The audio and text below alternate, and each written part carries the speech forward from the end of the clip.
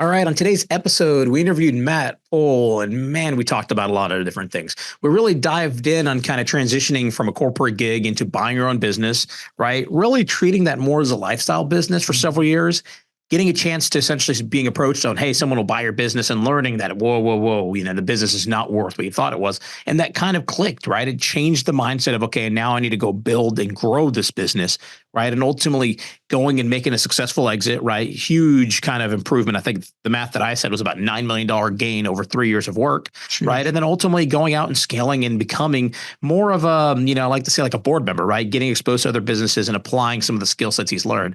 I mean, lots of golden nuggets in this one. So Casey, what'd you think?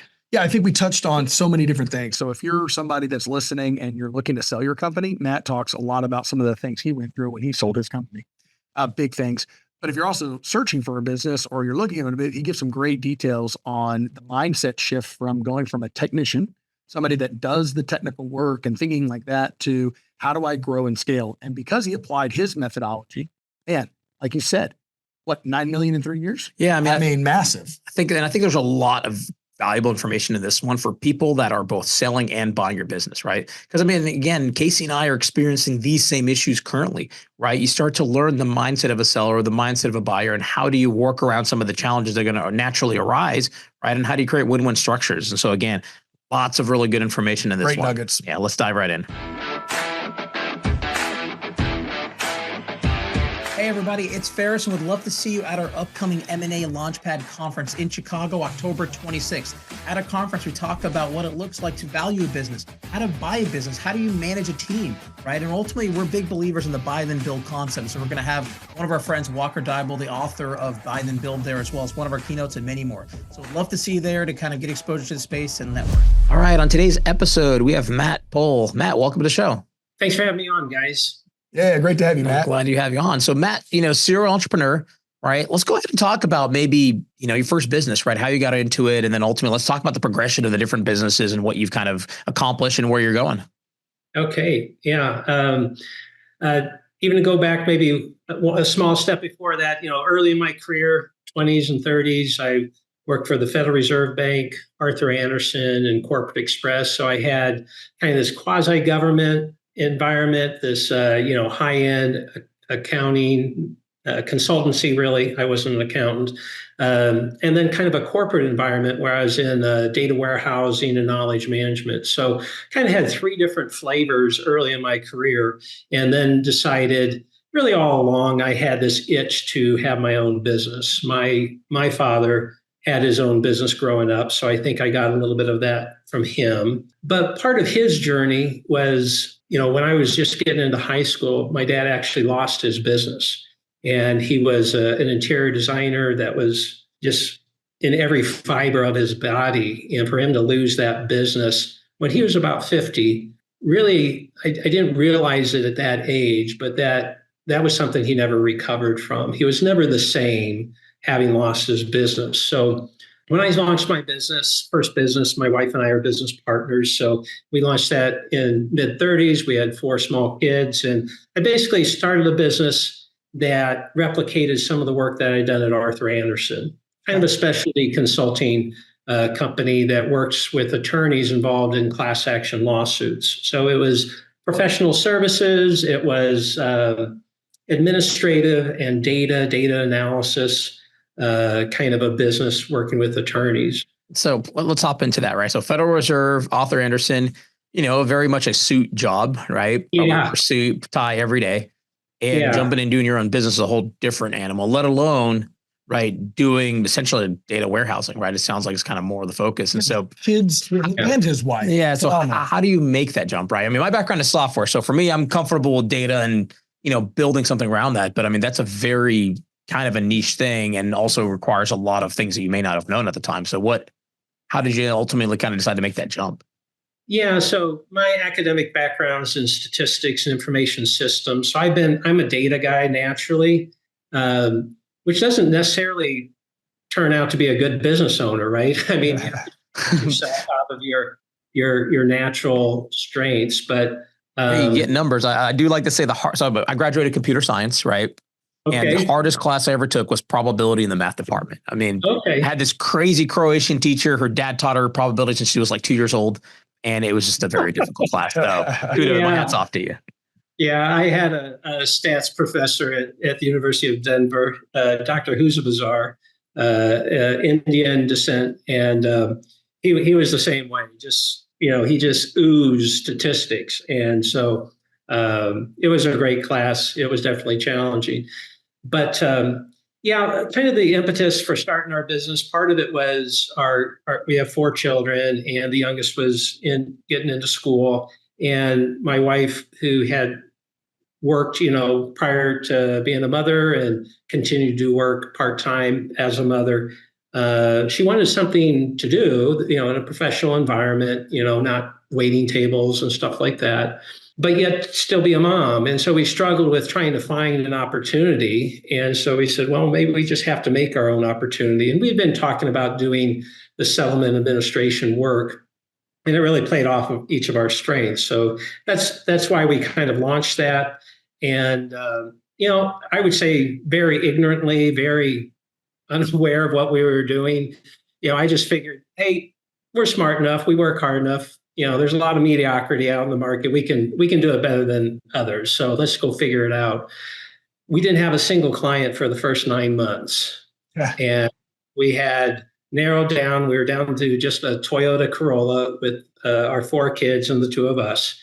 And I don't know that we ever panicked, but we were kind of on the edge there. And then we got our first project, and then we started to get some momentum. And we owned that business for 15 years, but the first 12, it was really a lifestyle business. And so we would have up years, down years, up years, down years. That was just the cycle. We moved, bought a new building, had some positive things. And the reality is we had a great business. We were getting really recognized in the market from the quality of work we did, but we were competing against companies that were 50, 100 times our size. Really quick, because actually I wanted to kind of hop in a little bit at the very first couple of customers, right? Yeah. What were you pitching them? Did you have a product, or were you kind of winging it as you went, as you kind of listened to the customers? And what kind of clients were they, right? Were they enterprise customers, small business? I mean, who was that client? Yeah, so our customers were attorneys who were involved in whose clients were involved in class action lawsuits. So they were either the attorneys suing the big company or the attorneys representing that big company. And so the product was I would say somewhat commoditized in that it was somewhat of a custom solution, at least a configurable solution, but it was, here's a settlement, go and handle, these rules have been agreed to by the parties, go and make that happen. So we didn't have to come up with a product per se. It was a pretty well-known need. And what was nice about it is they didn't have an option but to hire somebody. So this was a buy decision that they had to just select from an option. The option of not buying was not on the table for them. So that was kind of a real powerful aspect of our business, because it led to very little, economic cycles within that business. People are always suing big companies. Those companies are always having to settle, and they don't get a choice, when that happens, good times and bad times. So that was one of the great strengths of that business and its model, is that you didn't have these economic cycles in it. When you and your wife were, kicking off the business, right? One of my favorite books is called E-Myth. Visited. In that E-Myth, you've probably read it. It's about, hey, we're us technicians that get Right. on the technical side of starting their business.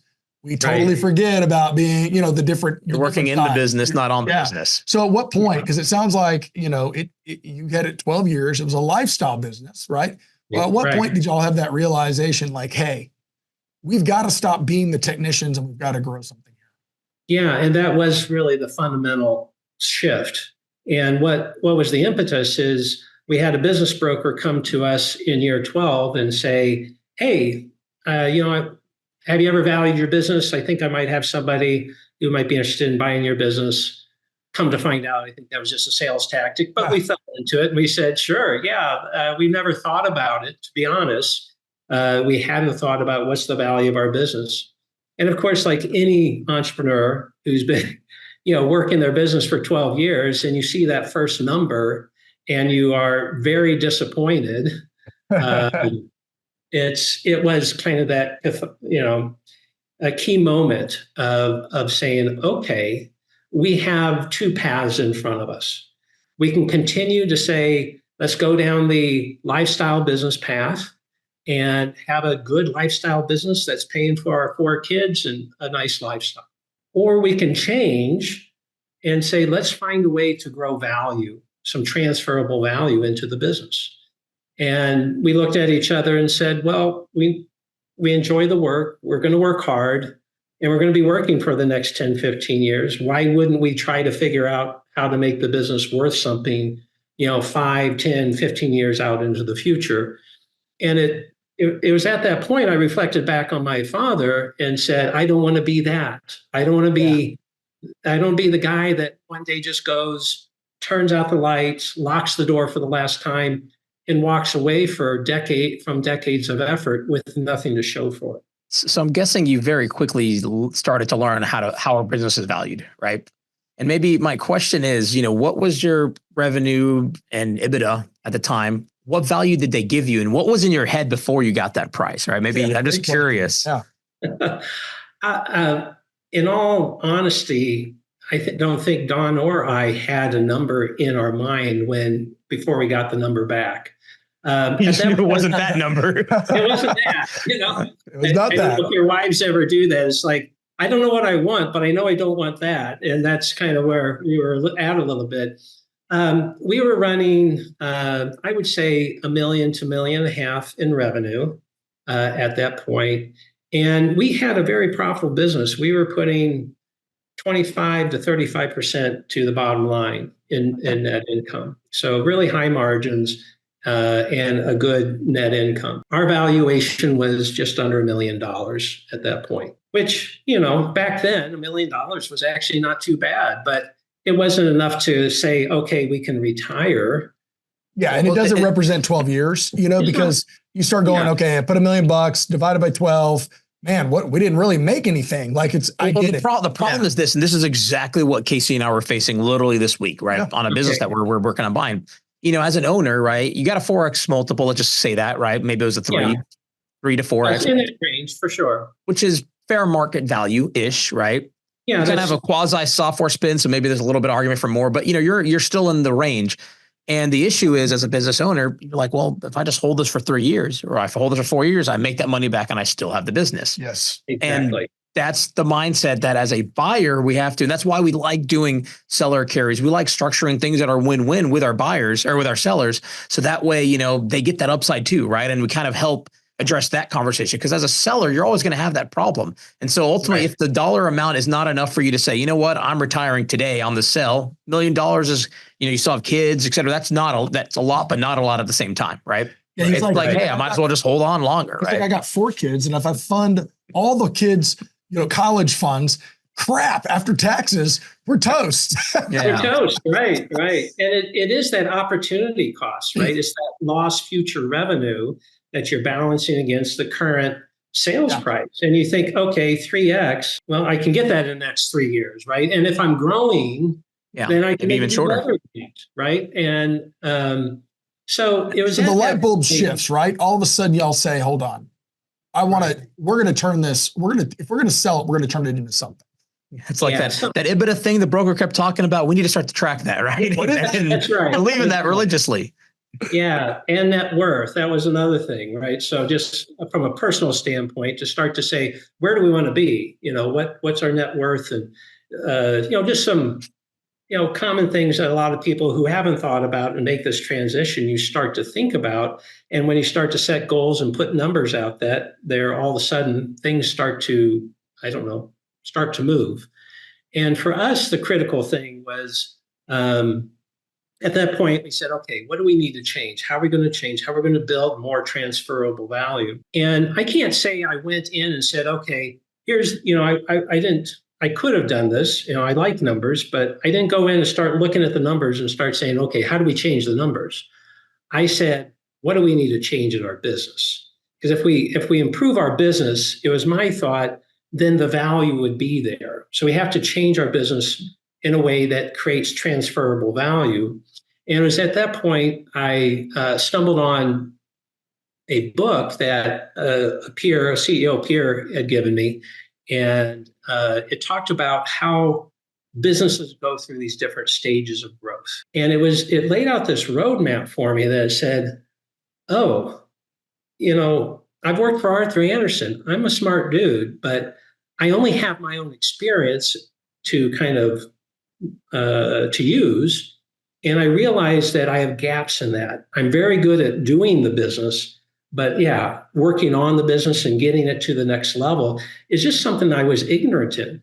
I just didn't know. But that is a lot of what is out there.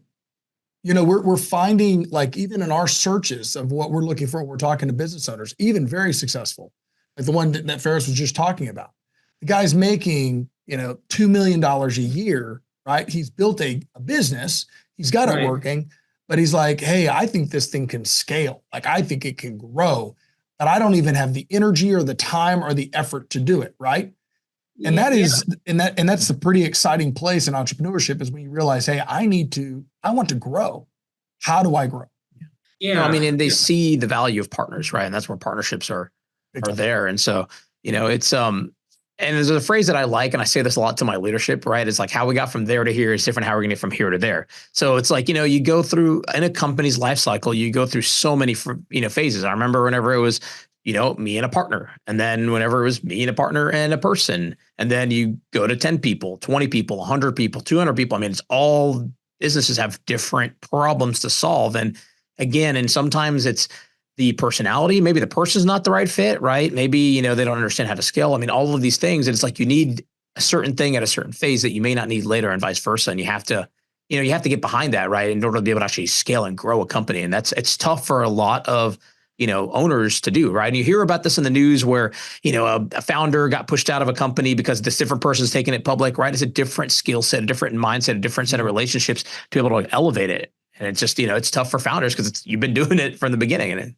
Yeah. And that really was what this roadmap helped me with, is to see we were in stage one, we kept on going to stage two and then pulling back to stage one. And not only just that concept, but it helped me see the specific areas that I wasn't aligned with the rules of growth.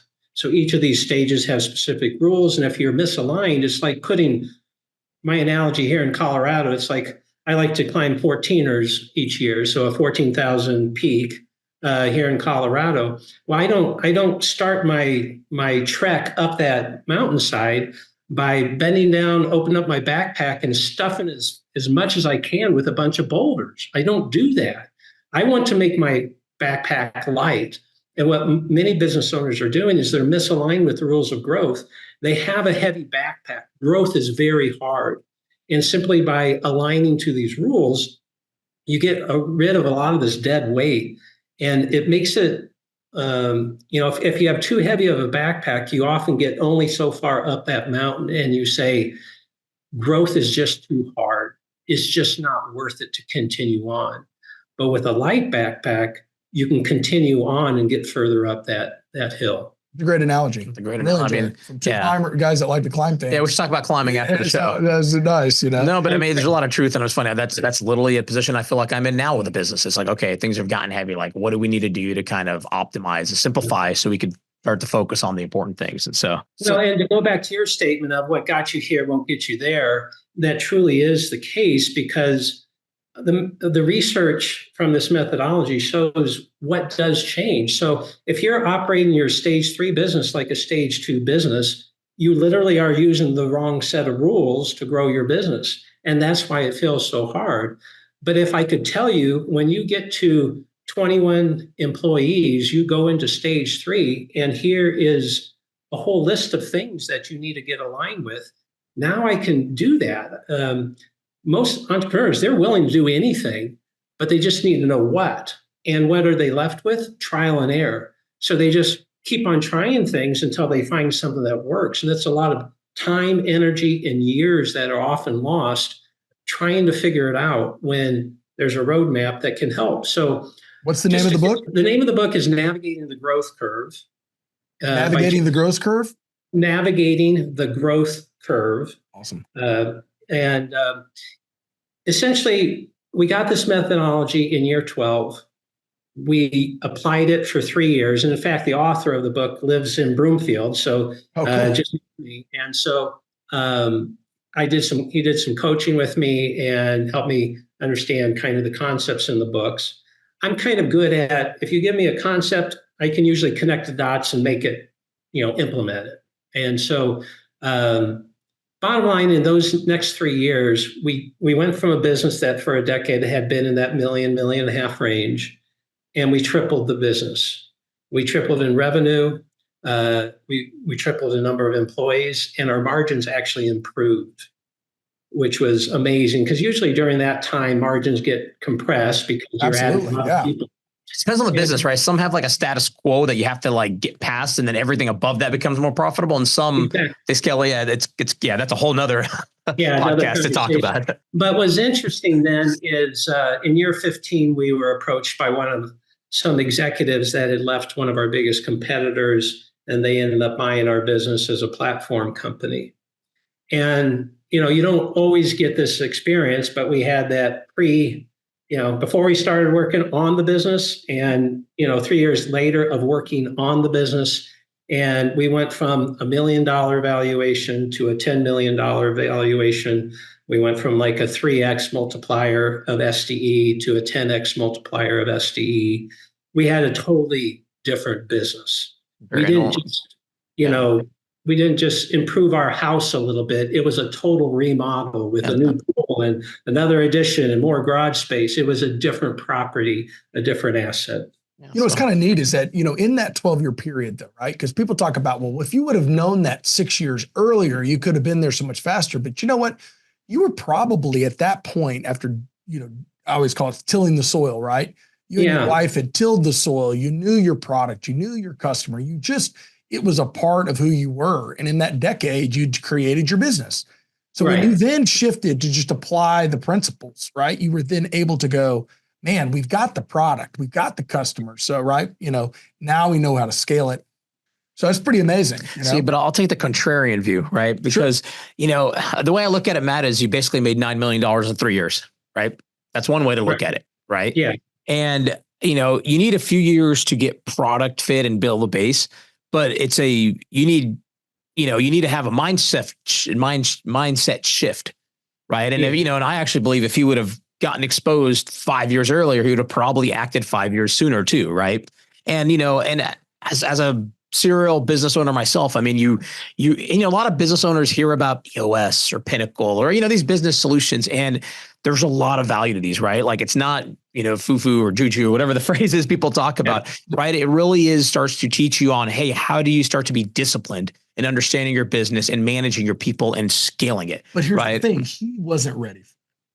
See, it would have been introduced to him and his wife if it was, this is my philosophy. It didn't have to be anybody else's, but I think it happened because that's the timing. That was the right moment. And so I don't know if he would have been introduced earlier, if he would have maybe heard it. I don't know. So, but it's good to know it. Yeah. I think there's truth in both of what you're saying, right? So we were definitely ready for change because we had struggled so long. And we may not have been open to change had we not gone through that struggle. There you go. It's funny. Actually, maybe to equate that to a seller, again, same situation. We have another situation. It's once a seller has been to 2-3 failed transactions and they see someone that they know can close, they're a lot more motivated to get a deal done, right? 100%. Yes. Absolutely. No, that's so true. So coming out of that experience. So sorry, really quick. So, okay, I want to ask 2 questions. What were some of the big changes you did fundamentally in the business to start to get that growth? Yep. And then it sounds like, you grew EBITDA. I mean, it sounds like your EBITDA, north of $1 million, right? You got that 10 million valuation, but your buyer was, not buying for your EBITDA, right? They are a select buyer that was looking for that platform that they know they could probably buy and bolt in and do. So my question is like, what was that structure that you guys ended up doing in terms of exiting that business, right? Did they keep you on? Were you part of the board? Did you do a seller carry, earn out? So what'd you do? Some of the mechanics. What was the structure? Yeah. Okay. So us, the first answer to your first question, what did we change? And I would say, what are some fundamental changes? First, I had to get aligned with the rules of growth. And I'll give you just a simple example. One of the rules deals with what's called gates of focus. Gates of focus says you have profit, people, and process. Those are the three gates you can go through for growth. But the right focus on those three, which are always all important, all three of those are important all the time. But based on your stage of growth, you have to focus, you have to prioritize them. I'm a process guy. I'm a systems guy. I'm secondly a people guy. And then thirdly, I'm a profit guy. And that's just who I am naturally. And that's what I applied to my business. And in stage one, the right prioritization is profit, people, process. In stage two, it's profit, process, people. And I was off on both of those. Profit was always at the bottom for me. I just figured profit comes if I get the other two right. So a big part of it was shifting my mindset to say, Matt, you can't just build the best widget. You got to go sell it. And so we put a tremendous amount more effort in business development. And so one of those efforts was we had a call center to handle calls on our projects. We turned them into outbound salespeople. And in 1 year, we did 15,000 outbound calls to attorneys across the country. And the impact was instead of 80% of our proposals coming from people who just happened to find our website and never had heard about us, 80% knew about us and had a referral as why they were calling us. And that totally changed the dynamic. Big focus on sales. No, I mean, it's funny. One of the things that's made me a much better operator, business owner is I had a software company early on. And same thing, we had a Hummer in terms of the product quality, but we just didn't know the sales and marketing and did not invest and even believe in that. Like, it's almost like those things you hear about, oh, you build a great product, the clients will come. That's BS, right? Like you have to go really have a strategy to do the sales and marketing. And again, what the roadmap helped me with was to kind of give me permission to change what comes naturally to me. Not just permission, but gave me guidance. So I had to say, okay, Matt, get out of your comfort zone of building systems to going out and meet with clients. So that was another thing. I started traveling the country and meeting with attorneys in person. So those are a couple of things. We codified our values, what we call our core and our brand values that really created a real big sense of unity and distinguished us. And then we really started to build out our organizational structure. So, in year 12, I was overseeing every project. By year 15, I was overseeing people who were overseeing every project. So we just expanded our organizational structure. And how many people was it in year 12? And then how many people was it in year 15? Yeah, in 12, we were vacillating between like 8 and 12. So that was kind of where we couldn't get much past. We were in the high 30s when we sold the business. Awesome. Big growth in 3 years, man. Exciting. And the structure. So my second question was, about how did the buy sell structure look like? Yeah, the structure was a combination of cash and earnout. And fortunately, my wife's a very good negotiator. So she got, and we had somebody tell us, whatever's in the earnout pool, just count that as $0 and make sure you're going to be happy with whatever you get up front. And that was great wisdom for us. So she negotiated that. We got a big chunk of the money up front with a good earnout. And the idea was that I would stay on and continue to help grow the business. And that's part of the reason we went ahead with the exit was I had felt that I had taken the business, kind of to where I felt comfortable I could take it. And that these other, the buyers had just connections throughout the legal industry and, knew all these people that I would never know. And I would never be, that's just not my strength. I would never get to that. So I thought, okay, we want to make some opportunity for our team. and they're going to bring us a lot more business. And that allow us to kind of maybe me focus a little bit more just on the execution. That's my area of strength. So that was the plan as we exited. Got it. And so the bulk of it in cash, some earnout. Did you end up achieving the whole earnout? And did at the same time, was there any sort of seller equity that rolled in, or were you they just motivating you purely by the earnout? Just by the earnout. And what turned out was after the close is that the relationship between the owners and Don and I seemed to shift dramatically. And so it just to be, the short story, turns out that we really weren't a good fit from a value standpoint, from kind of how we operated, our business philosophy. And so I ended up exiting, I don't remember, 6 months after the exit. Got it. So just real quick, because that brings up a valid point, right? Because our listeners, these might be new terms. So an earnout, right? Just kind of give us an idea how you would define an earnout. Yeah. So think of an earnout as kind of a bonus that, we were getting a good compensation. And then essentially if we hit certain revenue marks in the subsequent years, I think it was a 2 or 3 year period of time, there'd be an additional chunk that would become available. But you had to stay on, right? You had to stay on to get that. Got it. Yeah, I had to stay on to get that. So we ended up walking away from, a good, a decent amount of money. But I would just say if I could share my insight on that is just make sure you get to know, if you're going to do an earnout, make sure you get to know the people who are buying your company well enough just to know that they're really going to operate in your best interest, that you can really work with them.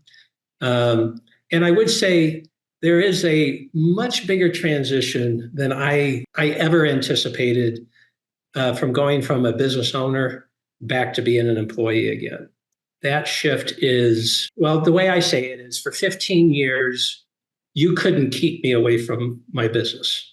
Ah. And in 6 months, I could barely make it to work on a daily basis. Yeah. Now, is that because of the culture, or is it just that you were done? You because y'all closed, you were like, I can take a deep breath, right? I'm a very productive person. I love to work. I find a lot of meeting and being productive. So I'm a worker. I get stuff done. I think there was 2 factors. One is an unexpected change of not being an owner anymore and being an employee. There was just there's a shift there, and I don't know if I was prepared. I clearly wasn't prepared for that. I think probably a bigger part of it, or what exasperated that, was just how different of a business philosophy the new owners had compared to what we had. Our brand, who we were, our brand values, our core values were totally opposite, I would say, in many ways to the new owners. And so there's really like a cultural clash there, that it's like we work so hard to create this amazing work environment and culture, and literally it was just crushed. And I really had a hard time seeing that and accepting that. No, I mean, for us, I mean, it's really you're courting your buyer and you're courting your seller. Both sides are courting. And I mean, it's funny for us, a lot of what we pitch to these sellers is, hey, like, we're not here to rock the boat, man. We're here to jet fuel the things that you don't focus on, right? And which is, and again, as starting a company, you could probably attest to this, the things that most companies don't focus on whenever you're going from 0 to 1 is sales, marketing, HR, IT, accounting, and legal. Those things you're very weak at. Right. Yeah. And so for us, it's about, hey, let's step in and systematize what you're doing. And I think the testament that we had is one of the businesses we bought, the seller jokes with the other guys in the industry that we're also looking at buying. He's like, the suits never showed up. Right. We didn't show up and let's act half the people and take out all the benefits. It's actually the opposite. It's let's grow the business. Let's put that back into the business and let's build a stable, robust business. And, for us, it's been super valuable, right? Sellers want to work with us. And at the same time, we retain people, right? Last thing you want to do is lose a lot of that brain power and capacity. I mean, right? That's what the business is. That's what you're buying ultimately, right? Well, and looking back at it, it made no sense how it was handled. I think there was, a lack of experience on the side of the buyers. that's just by observation. Huh? It's like, why would you come in and drive away the founder who all the people are looking up to and motivated by? That doesn't seem like a very good business practice. They did save a lot of money by getting me to leave on my own. Maybe there was maybe that was intentional, right? Like that, you never that know. may have been Could have been a intentional. mix, right? Could have been a mix. So Matt, real quick, because so we don't go. First off, great, beautiful story. So let's snapshot to today, because I think in our intro call you were talking about you're somehow attached to 9 companies today. Yeah. So walk us through just- one that once you had that cash in the bank, right? What would you progress from there? So my wife's a big real estate person. So we have several real estate entities, industrial, commercial, vacation rental kind of things. We did residential for a while. So some of our entities relate to that. More recently, we got into the car wash business with my daughter and her son, her husband, my son-in-law. And so in like 12 months, we bought three car washes and never had a car wash before. Those are doing well. I continue to do this consulting in the area, the legal consulting, litigation consulting, forensic data analysis kind of stuff. So that's kind of just a me company. But kind of the big thing that we did 3 years ago now is after we sold that business, Dawn was like, okay, I'd kind of like to have something on my own. She has a big heart for blue collar workers because she grew up in, service industries, hotels, restaurants, that kind of a thing. And so 3 years ago, we bought a welding business here in Denver. And nice. No experience in the industry, but it was kind of the buy then build kind of mentality. Took about a 25-year-old business with a operator, owner, and a couple welders, and we've turned it into in year 2 we had quadrupled the revenue, quadrupled our staff, and have now I think one of the premier welding shops here in Colorado.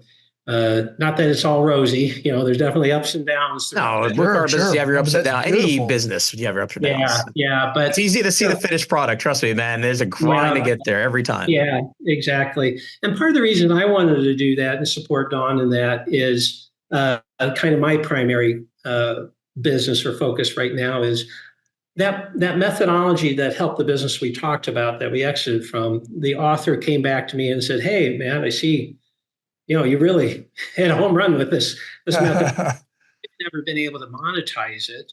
Would you want to go in with me and help me try to figure that out?" And I said, "Sure." We started a new business, and in that first year, first year startups, it's hard, right? It's stressful, And he was an older gentleman, and kind of at the end of the first year, he said, "Matt, it's been fun, but I just don't have the temperament to do this at my age." And so I ended up acquiring all of his research and IP, and that's what the ReWild Group, which has built this framework. We've taken kind of the nuggets that the inventor came up with and built a system. So you could think of it like an EOS. If you know of EOS, it's a good reference point.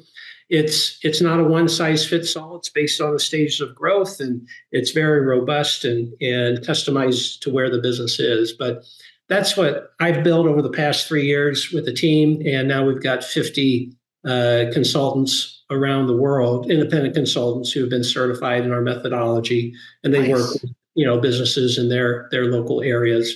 And we're global, so we're on 6 continents. So that's pretty cool. So part of the reason I wanted to buy the welding business is because it's like, okay, I have this growth methodology. Do I believe in it? Should I be able to use it and make some money off of it? So that's really what it's been from my standpoint is let's actually use it in our own business now that we've kind of flushed out this whole system and, reap the rewards of that. So it's been very powerful in being able to take this, very small, 3-person company to, we had reached a top of about 20 people. We're pulled back now. We're about in that 8 or 10, but I know I'm in stage 1. I know when I go to stage 2, I know the rules that I have to follow. I need to know the elements and structures I need to have in place at this point. And Man, I'm so, fascinated. It's great. I'm gonna get that book, but then I want to talk with you offline about more about ReWild because it sounds like it's got a great, awesome. very nice. And really quick, so car washes, welding, and essentially coaching, right? Which of the three businesses are you the most excited about right now? Well, they're really different. I'm not too involved in the operations of the car washes, but last Wednesday we had to go and service the car wash. So you got to do what you got to do, right? So the car washes are fun just because it's so different. It's a B2C and it's cash based. A lot of it's cash, so you're counting dollar bills and coins. It's just so different from technology, right? So physical in nature. So I don't spend a whole lot of time on the car washes. We want to continue to grow our portfolio. The goal is to get to maybe 6 car washes here in the Denver area. But the two that take up most of my time are the welding business, where I'm actively involved in day to day. And that's really fun, again, because it's blue collar. I mean, our guys work so hard doing such hard work. We pay them well, but it's just different, right? I hear Hard about work. somebody moaning about, a hard day at the office. And I'm like, nothing. These guys are on the job at 5:30 in the morning. They are catching fire on a regular basis. If they don't wear this mask, they're going to be blind. They're carrying everything they touch is heavy. The wrenches, every tool is just heavy. And they're working 12-hour days in the elements. It's like, yeah, you guys know what. Exactly. Same kind of thing in a chrome plating, chrome plating company. Yeah. So that's exciting. It's just so tangible, and you get to see what you've built, right? You are building physical things. And so that's exciting. And then the ReWild Group is kind of those two really comprise most of it. I like ReWild Group because we build in a way that is very scalable. And so now it's just a matter of, we've got the system. In the last 36 months, we've published 18 books to really codify the methodology. So our product is ready. And so now it's just putting more things through it. And our model is very scalable and very high margins. We just got to get more volume through it. So we're excited about that. And what's that website? Why don't you tell us a little quick about the ReWild? And we'll put it in the show notes for those listeners. Yeah, so it's just ReWild Group. So RE, so like you're rewilding, rewildgroup.com. And we have information there for business owners and also independent consultants, what we call advisors. If they want to add a new tool set to what they provide to small and mid-sized businesses, they can learn it. Kind of like, again, like an EOS implementer. We have certified organizational rewilding advisors. Awesome. Man, we'll have to get you back on another episode to maybe dive into the welding business and how that went, and then same thing with ReWild and just talk through those. So, awesome. Yeah, I mean, it'd also be great if you should come on the 26th in Chicago when we're there. A lot of our listeners, a lot of the people could use great systems. Yeah, that sounds like a great event. Yeah, I would love it. Awesome. All right, so we're going to jump into our rocket round. Matt, you ready? Okay. I'm going to ask you some questions here.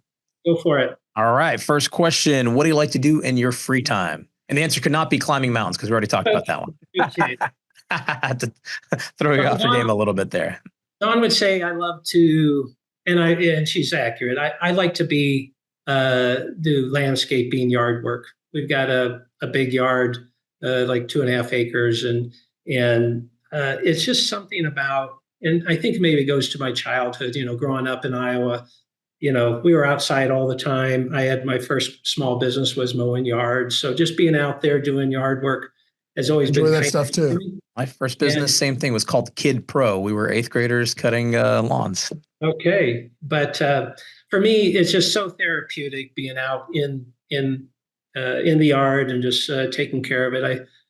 I'm only one of a few in our neighborhood that actually takes care of their own yard. So it's, out there on the mower or always, pruning stuff or, whatever. So that's really. See, it works in Denver where you have like 3 months to do that, right? You don't have mosquitoes. Houston, the other side of the spectrum. I used to do it, and then I'd be coming inside, and I've got like 100 bites on me, and I'm like, all right. Drenched in sweat, unless it's like the 3 months that we can't do it as much here. So. Yeah, no, you're right. It's an ideal environment because we get the fall and the spring and the winter. So there's a lot of time. It's gorgeous. Cool. Yeah. All right. Next question. So what's been your most memorable moment in your business journey? Wow. Um, I think the most pivotal had to be getting that signed, I don't know, letter of intent or whatever the agreement was at the point of exiting our business. It was so pivotal. It was hard. We had fallen back in love with our business.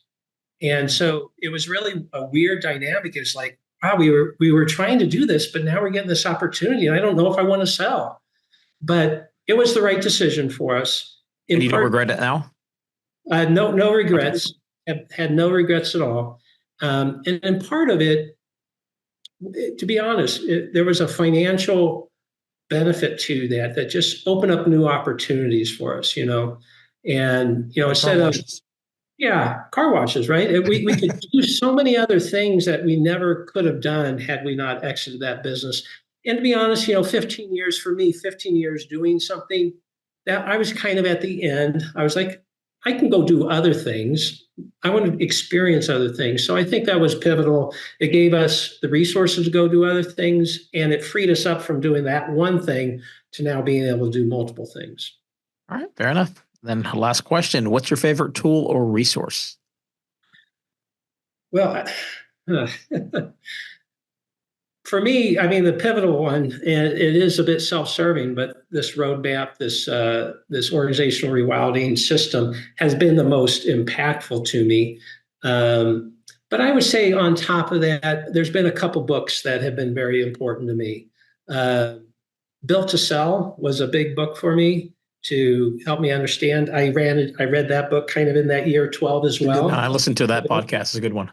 Yeah. And then Small Giants was pivotal in really getting our business and kind of seeing the business of we want to grow, but we're not growing just to grow. We're growing because we want to just be great. So that was an important one. And then the Navigating the Growth Curve was kind of my introduction to that roadmap. Those three books have been kind of important things for me, tools, I would say. Awesome. I'm good at reading something and then being able to take the high points and going and doing something with it. So those books have been good tools for me. Man, I'm avid, man. I've got Audible cranking. I've got a book by the desk. I may not read the whole thing immediately, but I read a chapter and I'm like, that is great. And then, I go iterate on it and think about all these things. And I'm an avid reader. Yeah. My rule of thumb is if I get one or two things out of a book that actually impact me, that's been a good book. And absolutely. So you have to be open-minded and know that you don't know the things that you don't know. So yeah, awesome. Exactly. So. Well, Matt, I mean, super valuable episode. I think lots of nuggets, interesting kind of golden nuggets. How can someone get a hold of you? The best way would be through rewildgroup.com. There's a contact us page, but you can also find me on LinkedIn and via email, M for Matthew, M Pohl, Pohl at rewildgroup.com. Any of those ways, I'd welcome the opportunity to interact with people who are business owners looking to buy, looking to sell, would welcome the opportunity to share what I've learned, see if that adds value to them. Perfect. We'll call it a wrap then. Matt, thank you very much. Really appreciate you taking the time. Okay, great. Really appreciate the opportunity. Thank you for listening to the M&A Launchpad Podcast. If you've enjoyed today's podcast and would like to support us, please leave us a rating and a review after you listen. I'm Casey Minshew, and I look forward to talking with you next week.